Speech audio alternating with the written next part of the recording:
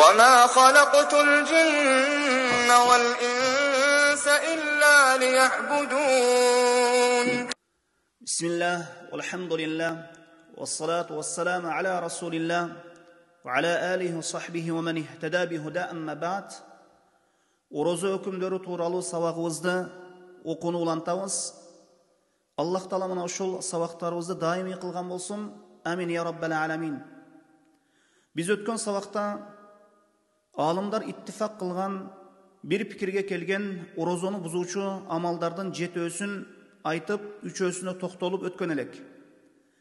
Alardan birincisi dinden kaytu, ikincisi tamaktanu, üçüncüsü içü. Bir nerseni içü, bir susunduk içü. Dördüncüsü cima, ayalına koşulu. Beşincisi manisin öz ihtiyarымен çıkarılsı. Altıncısı hayız, yedincisi nifas. Tuğralı ele. Ötken sabakta alğaçkı üç ösün bayanda ötken elek. Bugün kalganın aytı ötöüz. Orozonu buzuçu amaldardan törtüncüsü alimler icma kılgan kişi orozonun kündüz günü ayalına cima kılısı bul koşulu oşol cima kılısı orozonu buzuçu amaldardan en çoğu bolup sanaladi. Başkalarına salıştırmalı özürsüz kılıngan vakitta orozonu buzuçu jana künösü çoğ amaldardan biri ayalına koşulu kündüz günü orozonun kündüz günü. Antkeni cumhur alimler nazarında ayalına koşulgan vakitta gana ağa kaffarat lazım bolot. Başka orozonu buzuçu amaldar menen orozosu buzula turgan bolsa, jep koysa, su içip koysa, bul işleri menen kişinin orozosu buzulat birok ağa kaffarat lazım bolboydu. Bul emi cima ayalına koşulu jogoruda aytılgan altının en çoğu.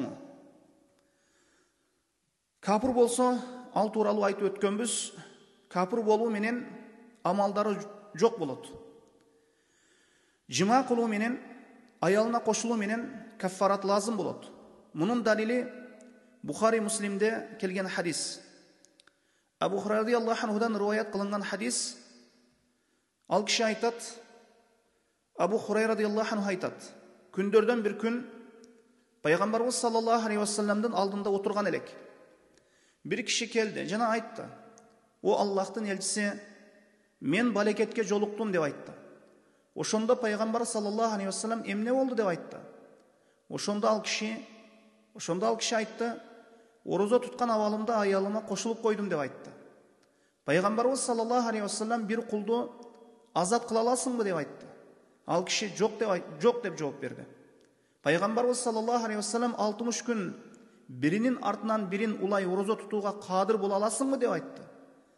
Al kişi aytты, kalaverse kebir rivayetlarda aytılıngan orozonu buzuğuma sebep özü şahvatım bolsa 2 ay oroza tutuğa kadir emesmin dep aytkan.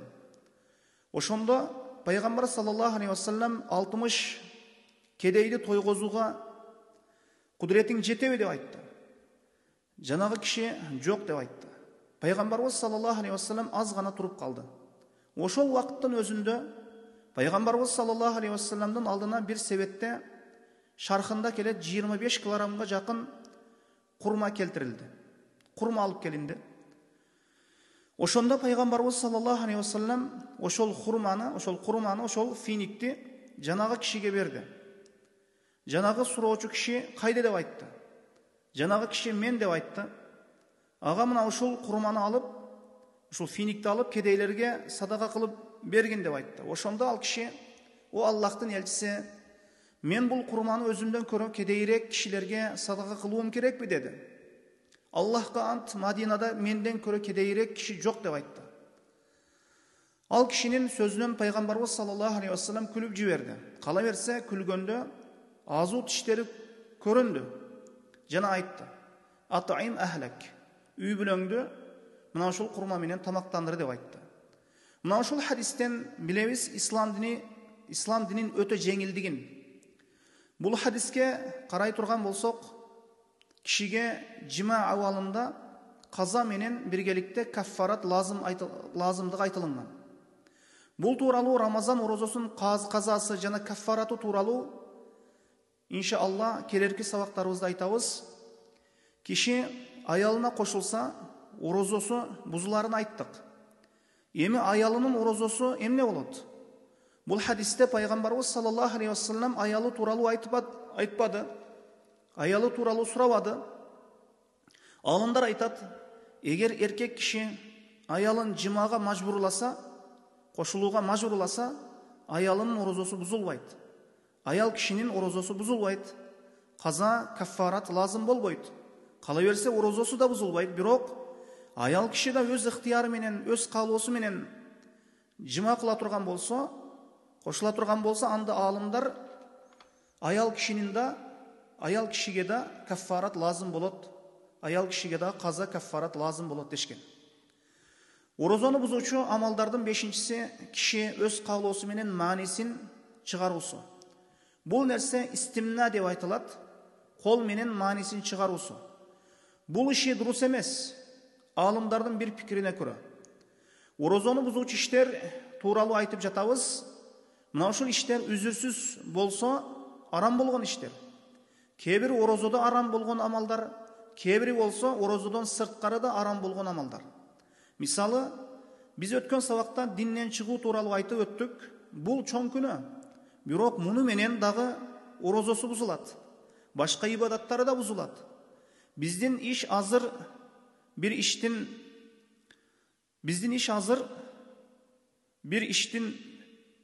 арам адалдыгы тууралуу сөз кылуу эмес. Орозону бузуусу тууралуу сөз кылуу. Истимна. Шариатта дурус эмес. Арам болгон амалдардан болуп саналат. Ким колу менен маанисин түшүрсө, же аялын өп кармап маанисин түшүрсө, бул инсандын орозосу бузулат. Мунун далили Сахил Бухари Муслимде риваят кылынган хадис. Бул хадиси кудуси. Аллах Таала айтат: "Ятруку таамаху ва шарабаху, ятруку таамаху ва шарабаху, ятруку таамаху ва шарабаху шахватаху мин ажли." Пендем тамак ашын, жеп ичүүсүн, шахватын мен үчүн таштады дейт. Орозо туткан пендеси тууралуу. Мына бул орунда, мына ушул хадисте тамагыны, ичүүсүнү, шахватыны мен үчүн таштайт дейт. Тамак аш жеп ичүү менен орозо бузулат экен. Демек, шахват менен да орозо бузулат экен. Бул хадиске лайык. Бул хадисте айтылгандай. Бул орундагы шахваттан максат кылынган нерсе алымдардын бир пикирине көрө маанинин чыгуусу. Анткени киши аялын кармаса, бирок мааниси келбесе, мааниси чыкпаса, орозосу бузулбайт. Мәди чыгуусунда ихтилаф бар. Алымдар ортосунда талаш, тартыш болгон маселе бул. Бирок туурарак пикирге көрө бузулбайт орозосу. Орозону бузуучу амалдардын 5-чиси мына киши өз ыктыяры менен маанисин түшүрүүсү экен. Орозону бузуучу амалдардын 6-чысы жана 7-чиси аял киши хайз жана нифас көрө турган болсо, анын орозосу бузулат. Аял киши орозо абалында таң аттырса, саарлыкты кылды. Анан барып түшкү убакытта же күн батканча хайзы же нифасы келсе, орозосу бузулат. Кала берсе, күн батуусуна 10 мүнөт калганда хайзы келди. Анан эми орозону ниет кылып тута берейин деп ошол амал кылуусу, ниет кылып тута берейин деп амал кылуусу дурус эмес. Хайз нифасы келген аялга орозо тутуу дурус эмес. Жана ошол күндөрдүн казасын кийин кармап берет. Мына ушулар алымдар иттифак кылган орозону бузуучу иштер. Эми алымдар өз ара ихтилаф кылган, талаш тартышкан маселелерди да айтайлы. Орозону бузубастыгы тууралуу ихтилаф болгон, алымдардын кээ бири бузат десе, кээ бирлери бузбайт деген амалдардын биринчиси хижама кылуу. Хижама кылдыруу. Хижама орозону бузабы же жокпу?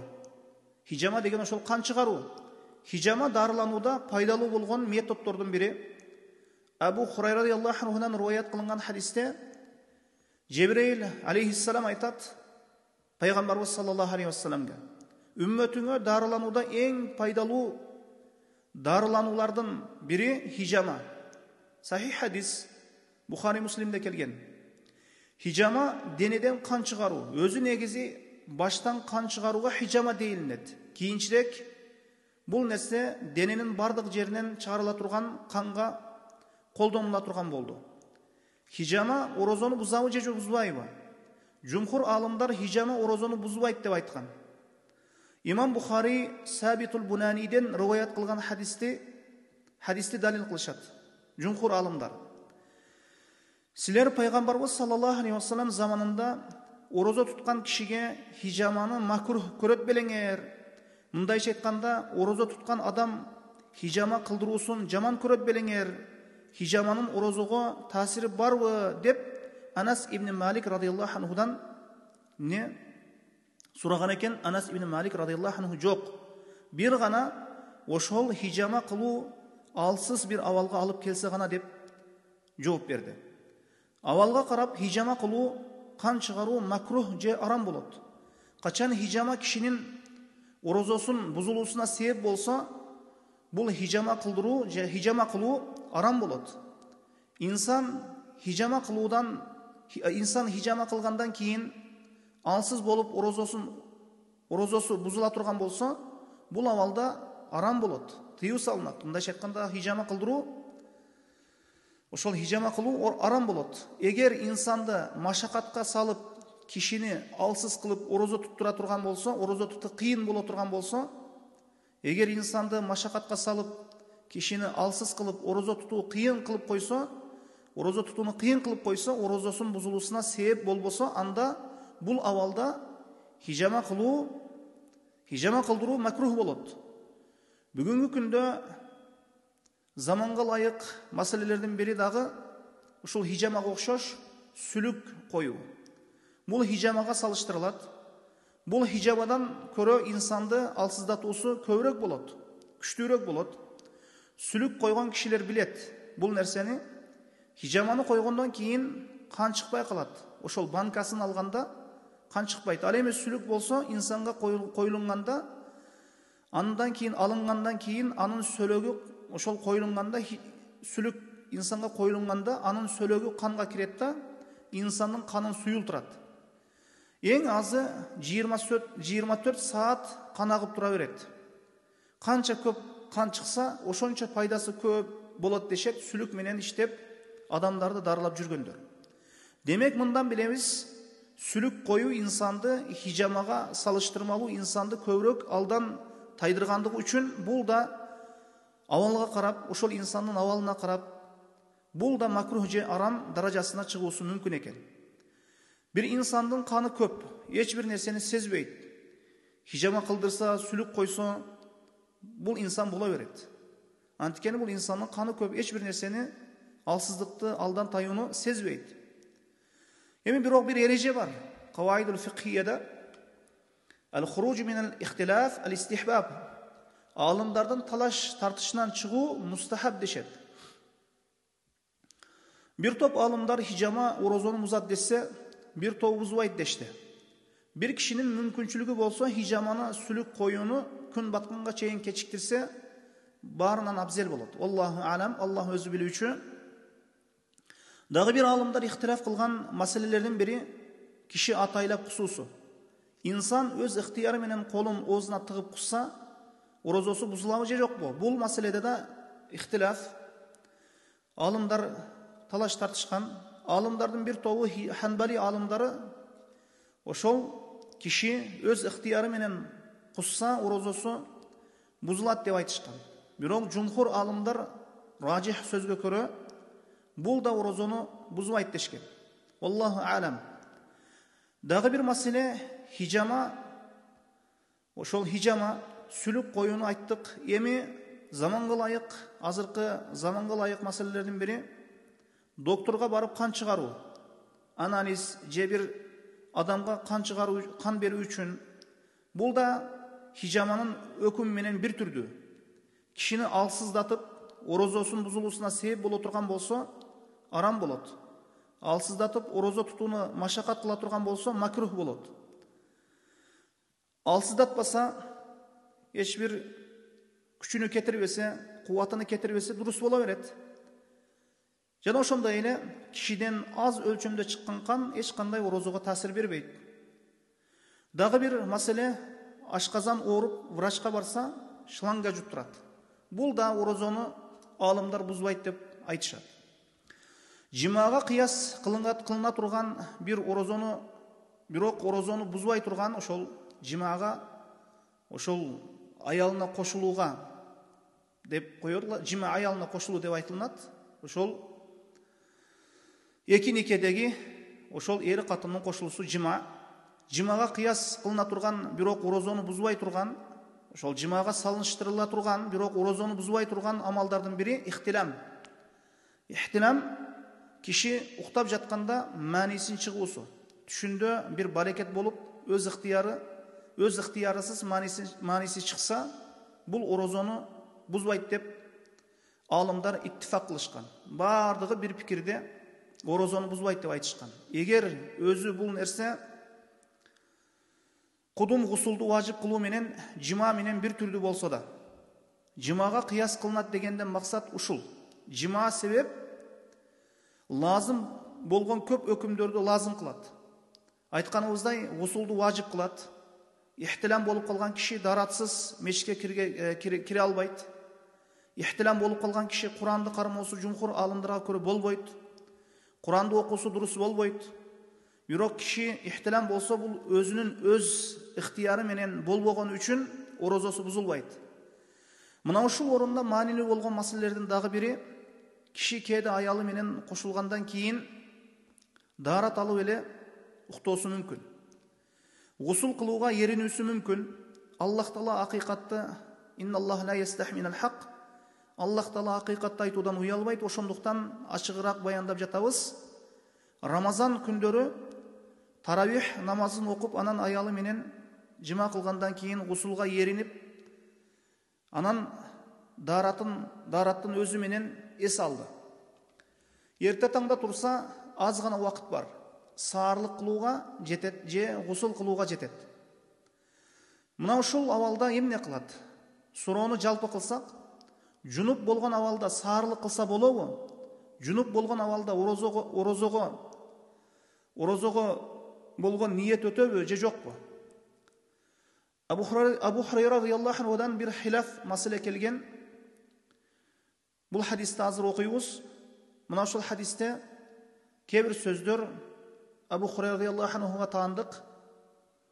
Абу Хурайра радияллаху анху бул оюнан кайткан, алымдар далилдеп беришкен. Бухари Муслимде Абу Бакр ибн Абдуррахман риваят Абу Бакр ибн Абдуррахмандан риваят кылынат. Мен Абу Хурайра радияллаху анхунун төмөнкү сөзүн уктум дейт. Мен адракахул фажра жунубан фалаясум.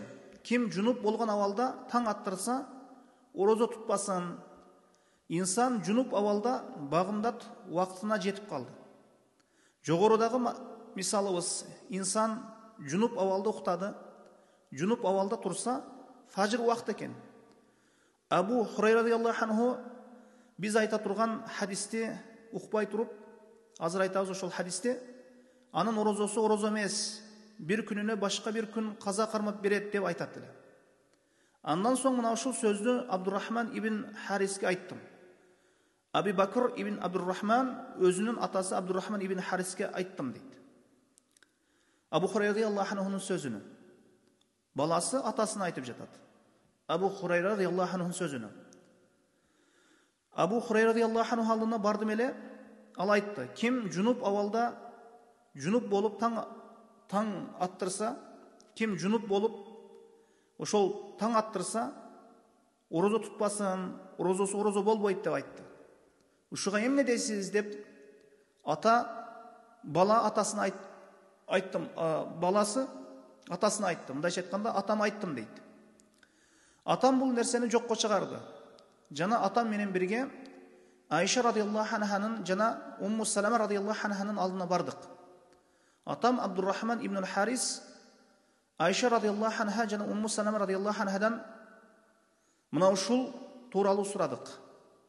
Жанагы Абу Хурайра радияллаху анхунун сөзү тууралуу сурадык. Жүнүп болгон абалда киши багымдат убактысына жетсе, орозо тутса, орозосу орозо болобу деп сурашканда, экөөлөрү Айша жана Умму Салама радиаллаху анхума كان النبي صلى الله عليه وسلم يصبح جنوبا من غير حلم ثم يصوم من غير حلم. Ал экөөлөрү жооп беришти. Пайгамбарыбыз саллаллаху алейхи вассалам аялдары. Пайгамбарыбыз саллаллаху алейхи вассалам жунуп, жимаадан жунуп болот эле.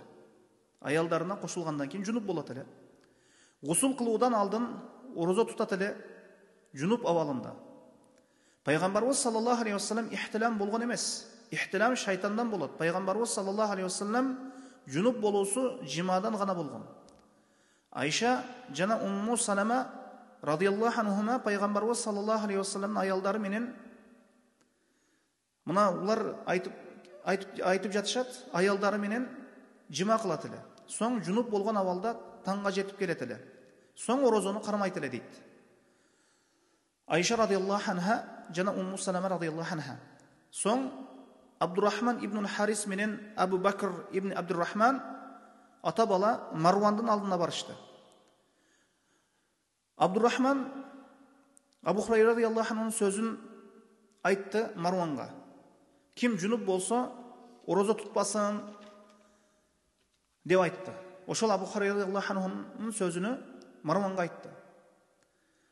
Айша радиаллаху анха, Умму Салама радиаллаху анха тута берет деп бул хадисти айтты. Мына ушундай сөз болду. Абу Хурайра радиаллаху анху жунуп абалда орозо тутпасын деди. Пайгамбар саллаллаху алейхи вассалам аялдары Айша радиаллаху анха, Умму Салама радиаллаху анха тута берет деп бул хадисти айтышты деди. Ошондо Марван айтты, мен Абу Хурайра радиаллаху анхунун айткан сөздү айтайын дедим эле. Эми мындан кийин шектелип калдым. Биз анан үчөөбүз Абу Хурайра радиаллаху анхунун алдына келдик. Ошондо Абу Хурайра радиаллаху анху Абу Бакр Сиддик радиаллаху анхунун алдында эле. Ошондо атам Абдуррахман ибн Харис Абу Хурайра радиаллаху анхуга Айша жана Умму Салама радиаллаху анхуманын ушул пайгамбарыбыз саллаллаху алейхи вассаламдын аялдарынан уккан нерсесин айткан убакытта Абу Хурайра радиаллаху анху ахума қалата казалик, ал экөөсү мына ушул нерсени, мына ушул тууралуу, ал экөөсү мына ушул тууралуу, мына ушул нерсени алар өздөрү айттыбы деди. Мына ушул маселени өздөрү айттыбы деди. Алардан кулагың менен, өз кулагың менен уктуңбу деди. Абдуррахман айтты, ооба деди.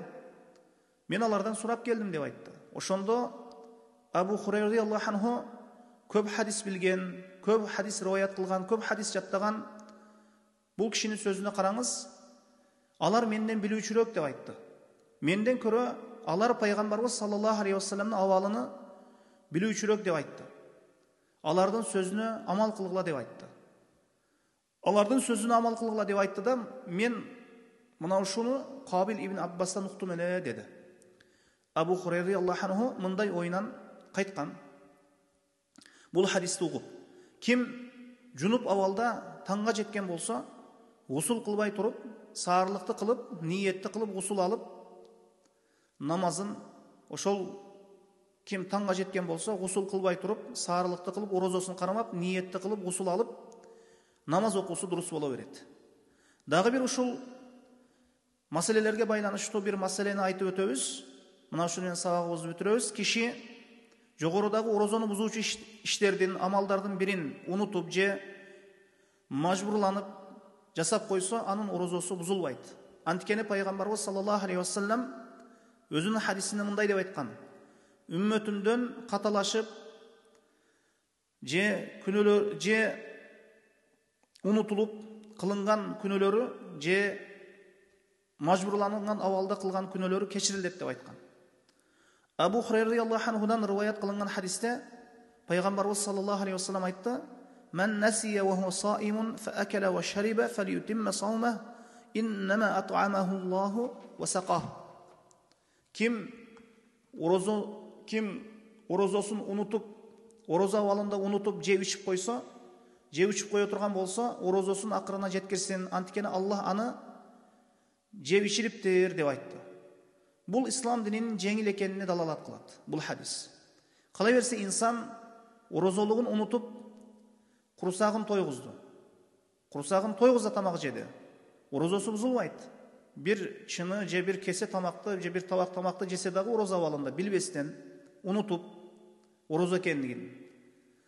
Орозосы бола береді, орозосы бұзылмайды.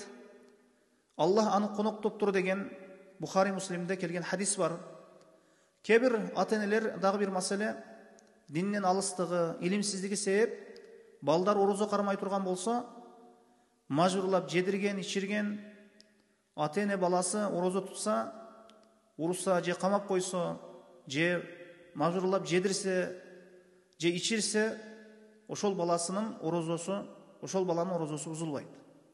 Мажбур түрде тамақ ашты, же бір нәрсені ішірді, жедірді, шарты өз ықтияры менен жеп өсіс керек. Жеп жатқанда жүрегінде қалабай жесе, бұл авалда орозосы бұзылбайды. Егер жүректен қалап жей тұрған болса, анда орозосы бұзылады. Мына 30 жылдар мұрда мына ушундай авалдар болған, ошол ороза тұтқандарды мажбурлап ооздорун ачырган. Мажбурлап орозосын ачыруу менен кишинин, ошол пенденин орозосу бузулбайт экен. Мына ушул орозого байланыштуу маселелер кыскасы мына ушундай. Аллах Таала илимине амал кылган пенделердин катарына кошкон болсун. Иншаллах калган маселелерди кийинки сабагыбызда улантабыз. Субханакаллахумма ва бихамдик, ашхаду ан ла илаха илля ант, ва астагфирука ва атубу илейк.